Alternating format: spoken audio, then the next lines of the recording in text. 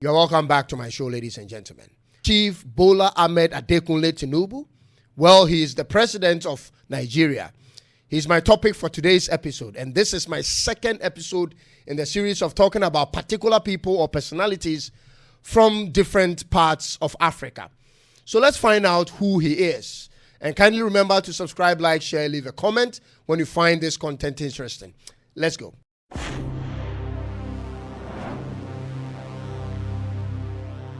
Hi, I'm Cyrus, and this is Toontum Network. I wish all my subscribers and viewers a happy new year. And this year we have to work even harder. Thank you to all those who have supported my journey until now. In today's episode, I'm going to share with you some pretty interesting information about the president of Nigeria. And trust me, you want to know this. First of all, he's not your regular type of president, and here is why. You know how certain people, by virtue of association or coincidence, go through the cracks and become president of certain countries? Like in the case of President Putin, President Barack Obama, President Trump, and others.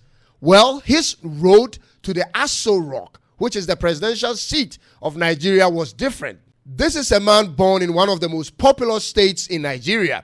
From Lagos, he became an accountant and worked his way through some of the well-established international auditing firms. He actively joined a political party in 1991 and becomes a senator the following year. After 8 years of his political journey, he becomes the governor of the state of Lagos from 1999 to 2007. When you look at the trajectory of his political life, he is the type that gets involved in the strategic negotiations to bring fragmented parties together for a unifying cause. I mean, look at his wife. Take a close look at his wife. He is a Muslim and married not to just a Christian wife, but an ordained pastor wife. There is a particular point I'm going to drive home, so please bear with me. He is described by many as the architect behind the success story of Lagos State in Nigeria. And I personally see him as the godfather type of leader who knows how to form alliances, when to compete to win, and most importantly, how to put in place a succession plan for continuity and relevance from all the information I've read about him on the internet. You may not like him, and you may totally hate me for this episode. But if you put your emotions or bias aside for a minute, you may realize the lessons you could learn from the political life of this man. I can promise you this. If this same man was your father or uncle, you wouldn't despise him that much, even if he had done worse in his political life than you hate him for now. So let's take it easy at this point. He's an old man. We all know it, which is obvious. And I personally will not vote for an old man again after the disappointing performance of my president in Ghana. A president I loved and voted for twice. But that's a topic for another day.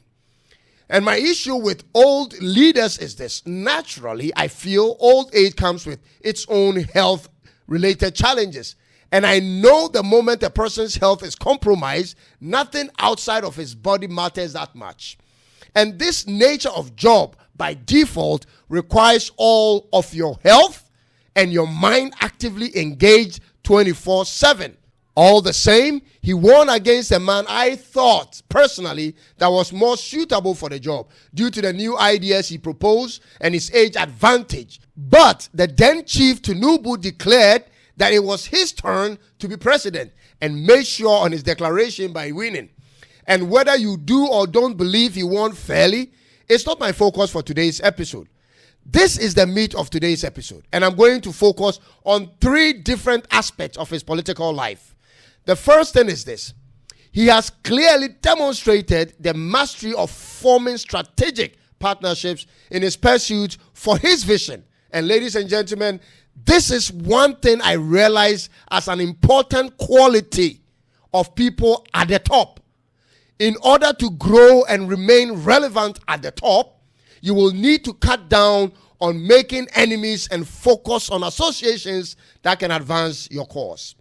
President Tinubu is described as an integral part of the political change class that put together the biggest opposition party in the history of Nigeria's politics. The Union of the Action Congress of Nigeria, the Congress for Progressive Change, the All Nigeria Progressive Party, a faction of the All Progressive Grand Alliances, and the new PDP into All Progressive Congress was a mastery in demonstration. This amalgamated party was formed in just a decade ago, but has twice won the presidential elections in Nigeria. Do you have any idea how difficult that is? And if he wasn't a leading member of those who put together those parties, he couldn't have been the head of it and eventually become the president of Nigeria. This type of leadership in teamwork is what the youth of Africa today should focus on. Many daring youth today want to start up a business, and that's a great thing. But most of these businesses die off before the end of the third year because we work in isolation, which has become the number one recipe for collapsed businesses in most African countries today. I once listened to a wise man pose the question, and I want to throw it to you. Do you want to be 100% CEO of an enterprise that is barely surviving, or a 1% shareholder of a company that makes decent income consistently?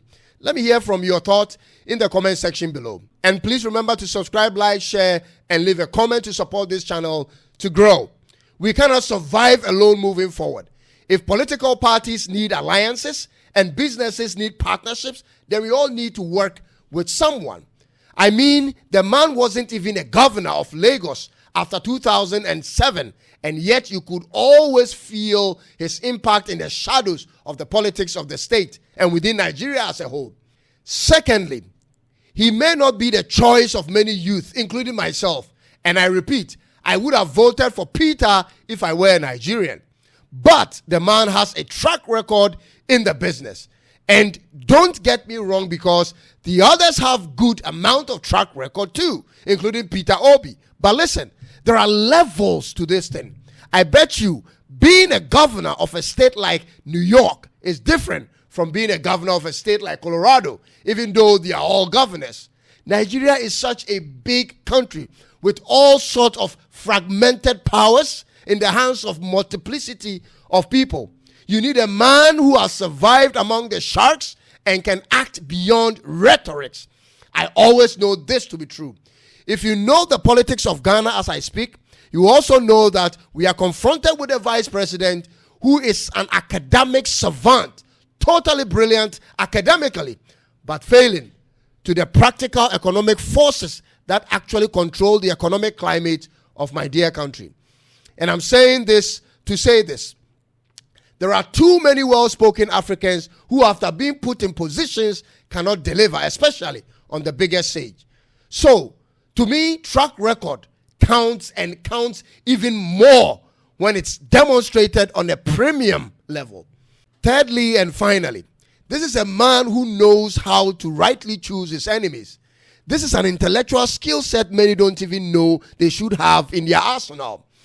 Your ability to choose the right competition and the right partners will have a big influence in determining how far you go in either politics or business. And that is also a fact. There are many stories of his on the internet, which, because I don't have any evidence for, I'm unable to speak on them.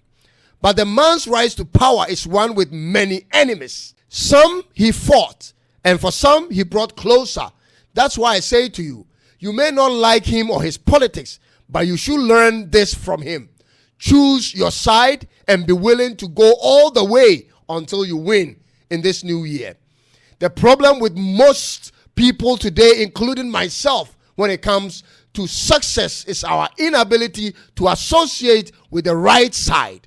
Most of us are fighting on the wrong side of the competition. We are busy fighting the wrong people. We are fighting people whom we should be working with and making the wrong enemies. We won't win like this. This is a new year with all manner of possibilities. I advise you to choose your enemies wisely, or at least be wise not to fight the wrong people. I'll come your way again. But for now, thank you for taking time to watch today's episode. Kindly like, subscribe, share, leave a comment if you find my content interesting. Until I come your way again, God bless you, and it's bye-bye for now.